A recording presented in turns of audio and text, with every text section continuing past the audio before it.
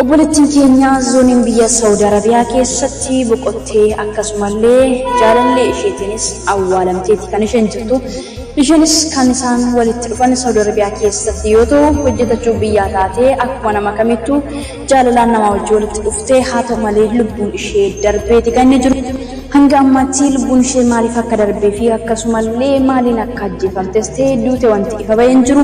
Akkasuma barii suubii kan boqotte akkuma kana osoo firristee aantiin yookiin lammiin haati abbaan hin argin biyyuma Saudi Arabiyaa keessattis akka awwaalamtu taasifamee jira. Osoon ragaa fi qorannoon tokkoyyuu hin adeemsifamin ashokkaa yookiis immoo ho'aatti awwaalamtee kan isheen jirtu. Dhugaa mucaa kana hanga ammaatti warra rukutamaadha yoo ta'e irraa kan hafe dhugaan ishee hanga ammaatti wanti ifoome tokko hin jiru. Maqaa jaalalaatiin yeroo fi tibbaa amma nuti keessa jirru keessatti ajjechaan itti fufeeti jira. Video kana hanga dhumaatti daawwadhaa. Namoonni chaanaalii keenyaaf haaraa taatan immoo like, subscribe, share gochuun hin dagatinaan dhaamsa keenya.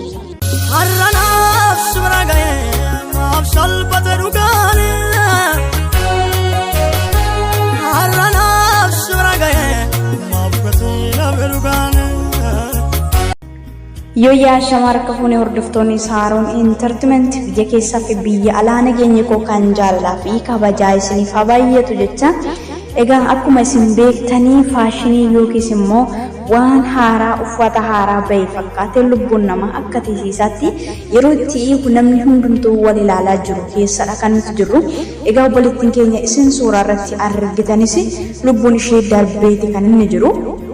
Innis biyya ormaa keessatti akka nama kamittuu dalagattee hojjetachuudhaaf manaati kan isheen baate. Haa ta'uyyuu malee egaa hireen ishee addunyaarraa akka goolabameettidha jechuudha. Obboleettiin keenya kunis sababa ajjeefamte sanatu yookiis immoo ajjeefamte yookiin duute wanti jedhee adda ba'aa jiru tokko hin jiru. Namoonni ishee bira jiranii fi akkasumas illee namni hin ajjeese jedhamullee hanga ammaatti odeeffannoowwan dhoksaa wantu jirurraa kan hafe namoonni dhugaa mucaa kanaa baasaa jiran namoonni hin jiran jechuudha. Egaa shamarreen kun kan isin suuraa irratti argitan maqaan ishee Zoonii Muummee jedhamti jechuudha. Godina Harargee Lixaa Aanaa Daroo Laabuu magaalaa Micataa lakkoofsa 2 bakka jedhamutti dhalattee guddattee akkuma nama kamittuu dalagachuuf biyyaatti kan isheen baate. Innis gara Saudi Arabiyaa imaltee imala ishee keessatti jiruuf jireenya ishee otoo gaggeeffataa jirtu. Namni kamiyyuu taanaan nama kamii wajjinuu walitti dhufa. Akkuma kana obboleessaa maqaa Fuwaad Shaariif jedhamu dhalataa Calaanqoo kan ta'e wajjin wal jaallatanii wal arganii isa bira dhuftee guyyaa tokko erga turtee booddee hinduutee waan jedhamudha. Namoonni kan isin ajjeefamtee jedhu garuu namni tokko yoo dhugumaan nama jaallate nama isin ajjeesu sababa isheen duuteefis akka kanaaf duute jedhe ifa kenna. Haa ta'uyyuu malee barii yookiis immoo gara ganamaatti obboleettiin keenya kuni lubbuun ishee ba'ee jennaan inni garuu dursee bilbilallee jalaa cufatee osoo maatiillee hin beekin reeffin ajaa waan jedhuuni osoo marmaraa maaliif akka duutee rakkoon isheerra jiru osoo hin beekin reeffa mucayyoo kana awwaaleeti kan inni jiru. Egaa baay'ee tokko ulfaataadha otoo maatiin eeganii yookiis immoo maatiin reeffa mucaa isaanii arganii garaa isaanii hin muratin ajjeefamtee akkasumallee awwaalamteeti kan isheen jirtu.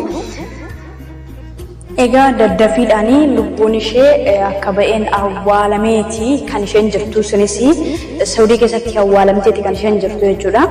Egaa obboleettiin yookiis immoo shamarran ishee wajjin turanii akka yaada kennaa jiranitti jechuudha. Akkasumallee gurbaan sunillee namni isheen jaallattee jirtullee bukkee kan jiru yookiis immoo mana tokko keessa kan waliin jiraatan akka isaan yaada kennataa jiran akka sooshaal miidiyaa irraa adeemaa jiruu fi akkasuma dubbataa jiranii. Egaa namni kamiyyuu taanaan lubbuu isaaf jedhee dhugaas jallisuu danda'a, dhugaallee dubbatee du'uulee ni danda'a jechuudha. Kana ani waan murteessoo kan qabu garuu waan isaan jedhanii fi kan isaan haasa'aa jiran keessaa wanti isaan haasa'anii mucaan kun yookiis immoo obboleettiin keenya Zooniin kun na dhukkubeettee lafa hojjetaa yookiin immoo dalagaatii baatee mana ijaazaa akka dhuftedha. Akkuma kanaan immoo akkuma har'aa dhuftee sanumayyuu erga dhuftee immoo miiruma kolfaa fi taphatu irraa mul'ata malee akka dhukkubuyyuu homtuu irraa hin mul'atu kan isaan jedhani. Utuma kanaan jiru gaafa lammataa akkasumallee namatu jalaa hidhamee sanaan bakka fuula aariitu irraa mul'ata. Bilbila immoo nutti dhiyaattee yookiis immoo nu kibeessee hinaasoftu baatee yaasoftee hin deebitii waan jedhamudha jechuudha. Utuma kanaan jiru akkasumallee qoree galgalaan gadi baatee deebitee qoreetu na waraanee waan jettee akkasumallee nama achi keessa waammattee kottu qoree na keessa baasi nama ittiin jirtillee ni qabdi kan isaan jedhan jiru. Gaafa dhaqamee ilaalamu garuu akka qoreen ishee keessa hin jirree fi miilli isheellee homaa akka hin qabne sana booddee halkan kaatee yookiis immoo halkan keessa kaateetu keessaa gaggabdee achumarlee qoricha kennee fi sana booddee ani fayyaadha maaliif qoricha na laattu jettee akkasumallee dhirsa ishee Fuwaadiin kanaan lolteeti sana booddee bultee galgala halkan lammaffaati kan isheen yeroo ammas deebitee yeroo itti lubbuun ishee keessaa ba'u geetti ani du'aan jira Fuwaadiyye ani siif rabbi maaliif hin qabu jettee achumarraan sekendii 30 osoo hin taa'illee lubbuun ishee keessaa ba'ee kan isheen jettu obboleetti keenya kun jechuudha.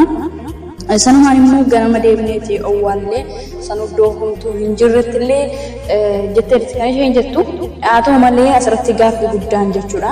Namni tokko erga du'eetii ashokkaa'ii awwaaluun maaliif barbaachisee akkasuma rakkoo irra ga'u namoonni kaan viidiyoo hin jira jechaati kan isaan jira namoonni kaan dhiigallee hin qabdu jettee mujayooni haa ta'u malee akkaataan ajjeefamuu ishee yookiis immoo du'uun ishee akkasuma lubbuun isheetti baatee osoo waan tokko adda hin ba'in ashokkaa'ii osoo waan tokko ragaan hin ba'in dhaqanii dhala namaa akka handaaqqoo yookiis immoo hantuutaatti gatuun mataa isaattuu yakka guddaadha akkasumallee yakka sana akka waan isaan raawwatanitti illee madaaluun nama hin dhiphisu yookiin immoo hin rakkisu sababiinsaa rakkoo mucaa kana jedhamee osoo adda hin ba'in callisanii madeemsanii dhaqanii osoo haatiif abbaan firrii ollaan namni tokko illee hin beekin deemsanii bilbila ofii cufatanii zim jedhanii awwaalanii sana booddee duutee xiyanii ol galanii walitti dachaanii mana tokko keessa taa'uun mataan isayyuu yakka guddaadha. Har'a dhugaa mucaa kanaa dhoksamee yookiis immoo dhukkaamsamee bira darbamuu ni danda'ama. Garuu guyyaa tokko gaafa addunyaa kana deemnu rakkoo guddaa nutti fiduunsa waan hin oolle sababni isaa har'a dhugaa namaa dhoksuu dandeenya akkasumallee haqa jirus baasuu dandeenya dhiisuu dandeenya garuu itti gaafatamna jechuudha. Yoo haqa namaa baasne ittiin kabajamna yoo haqa namaa dhoksine garuu ittiin rakkifamuun keenya ifa jiru jechuudha. Viidiyoo kanatti aanee jiru ilaalaa. Gaggabdee bayfattee khalaas bishaan itti kanneen qorunful inni kanneen fayyaan qabaa maaliif du'aan akkanaan akkannitanii jetteeti lolte gizee sanillee. Aggusii loltu ayyaa lolisiidhaa kana namni irra ilaalan jiru itti dhiibneeti khalaas maaliif lolta namni kun dawaadha sii kanne dawaa akka ati taate agarree dawaa sii kanneen jeeniiti itti dubbate Fuwaadeen kun maaliif loltaa namni kun dawaadha sii kanne ijoolleen tun maal si goote kanatti ittaa jeeni beeyte akkamitti eenyuun xixiyaan eenyu wajjii wallabe namaa wajjii wallabde naan jette Fuwaadee maaliif akkana naan jetteetti loltee boocha gusan hirriba haa isaa amma gaggabdee isiin qaamni si qirrirja kana gaggabdee lafaa utaalte obbo lafaa utaaltu Fuwaadee yaa Fuwaadee anduutti hin jiraan nagartu Fuwaadee sanii dhus jiin obboleetiiti jedhifame eenyu maqaan kan kee usaa jiin ayyeetti fufeeti. Kamu taatee ofiati. Akkasitti hirriba haa isaa utaalte maantana yaa Fuwaadee anti malee na siifi rabbi malee naman qabu Fuwaadee na qabeettee namni tokko nan qabini. Hanqanni agurraa ba'u ganaa shakaraata seente wallahi. As qabna achi bunna shakaraata seente shakaraata sanitti hin turre daqiiqaa 30tti na hin ru'een isiin baate miyyootana wallahi. Dhiiga jariin qabu gizee shakaraata. Waan takkan qabdu wallahi qulqulluu tana.